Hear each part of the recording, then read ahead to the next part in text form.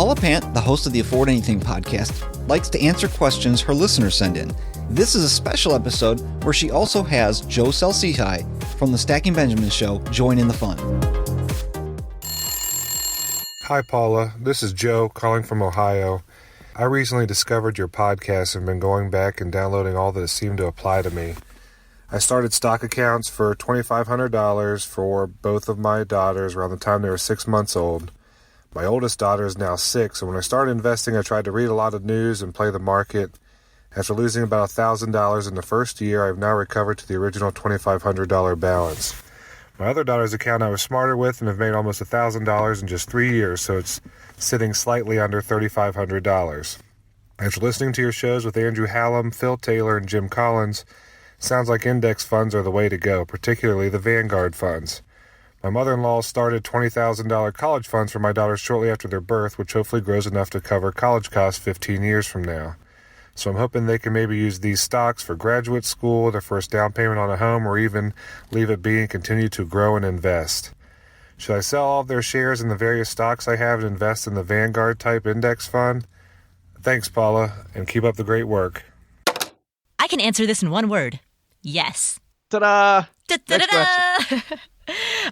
In my opinion, and as you probably know since you've listened to my interview with Andrew Hallam and Jim Collins and several of the other interviews that I've done on the show, I am a huge fan of passively managed index funds, particularly Vanguard, but I also, I like Charles Schwab too, and Fidelity.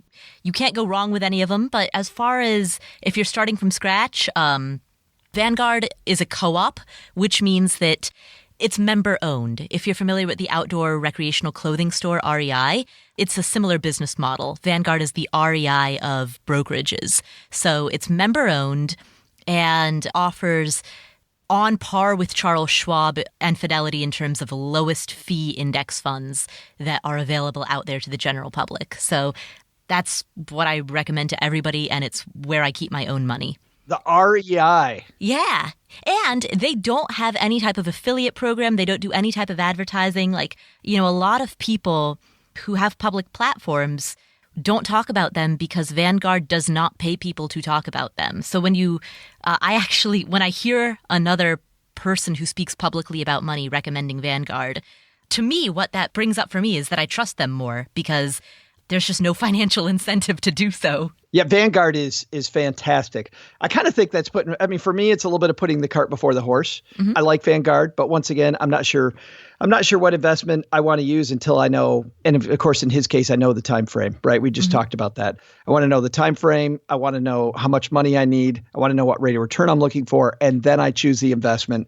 And don't get me wrong, Vanguard then appears in a lot of those screens. But I'm choosing that second. You know the question he didn't ask? What's that? He said that his mother put away $20,000 in 16 years, that he was hoping that would be enough money for college.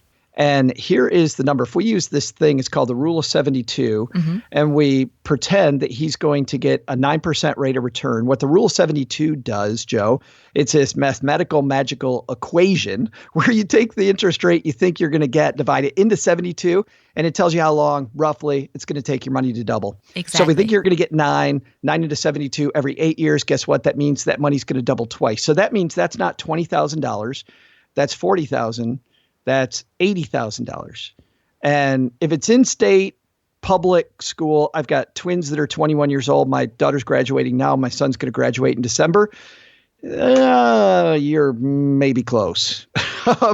But if it's a private school, there might be a lot more money there. So I'm not really sure that I buy that that's enough money for college. But that's the question he didn't ask. Right. And that's a very good point. Yeah, so the Rule of 72, it's a good rule of thumb in terms of, as you said, Joe, estimating how long it will take money to double. The biggest problem with it or issue with it is that it's so theoretical, and what typically happens is that people underperform the market because they get nervous or scared or move money around. Behavior hits, exactly. So Rule of 72, if you're getting an 8% long-term annualized return, your money will double approximately every 9 years. If you're getting a 9% long-term annualized return, your money would double approximately every 8 years, and so on and so forth. Just whatever it is that multiplies together to hit 72. But that's assuming that you don't touch that money, you don't panic and sell when it's low, you don't get swayed by some charming talking head who convinces you to move everything into gold coins and commodities. That's assuming a lot. We're looking at you, Len Penzo. And so I would say that in addition to needing to make a big enough contribution, the second piece of making sure that you have enough for when your daughters turn 18 is protecting yourself from yourself. One of the reasons that I've become increasingly more and more of a fan of Vanguard's target date funds, not all target date funds, because at some brokerages they're just expensive. But the reason I'm increasingly a fan of theirs is because it's just so simple. It's just set it and forget it. And even though those funds are designed to, like, as quote unquote retirement funds, if you know the timeline and you know that you want to withdraw and start spending that money in approximately 15 years, when your daughters become adults, then all right, well, we know what that target date is. And you can just set it there, forget about it, and not risk kind of becoming your own worst obstacle, which is what happens to most investments. Well, and it's cool to hear Joe ask this question and getting away from it, because a lot of people do what he did, where they think they're a stock jock and they, buy the stuff that either the person next to them at work is buying or something that they see some talking head on TV talk about. And you learn the hard way, like Joe did, that that's not the great way to wealth. So I like that too. And by the way, you're being very, very nice when you say that some target date funds aren't like Vanguard's. I think what you meant to say is most target date funds are grossly expensive and just ugly, ugly bears. So if you see a target date fund in your 401k that's by some other family other than Vanguard, I might go to, a great place to go is this website, morningstar.com, and you can put in the name of the fund and it'll tell you how expensive that fund is. And if you compare it then to the Vanguard target date fund, you'll get a good idea. They're not all going to be as cheap as the Vanguard fund is, but you want it somewhere in that range if you're limited in your 401k by the choices that you have. But most of the time you're going to be surprised in a really ugly way. Yeah. And I'll link to that in the show notes. That's available at affordanything.com/episode 68. 68. And the other thing that you can do if you're looking at the perspectives of any fund is the keywords that you want to look for are expense ratio. And you basically want that number to be as low as possible. The lower, the better. Right. It's like the expense limbo game.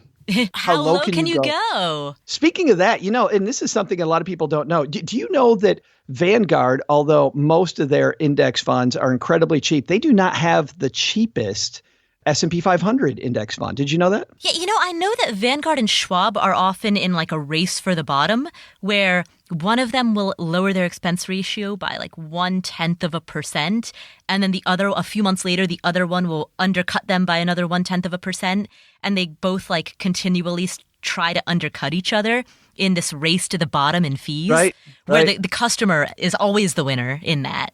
Yeah, in this case, it's neither of them though. iShares, BlackRock's iShares, another huge investment family with very low fees when it comes to their exchange-traded funds. Their ticker symbol IVV is the lowest expense exchange-traded fund when it comes to the S&P 500 specifically. Oh, nice. Cool. I will link to that in the show notes. I think I have some IVV through TD Ameritrade because my HSA is with HSA Bank, and HSA Bank only allows me the option of two different brokerages, one of which is TD Ameritrade. So I move my HSA money into a TD Ameritrade account, and then I put the money from that TD Ameritrade account into iShares IVV. Bam! High five. So that's what I do.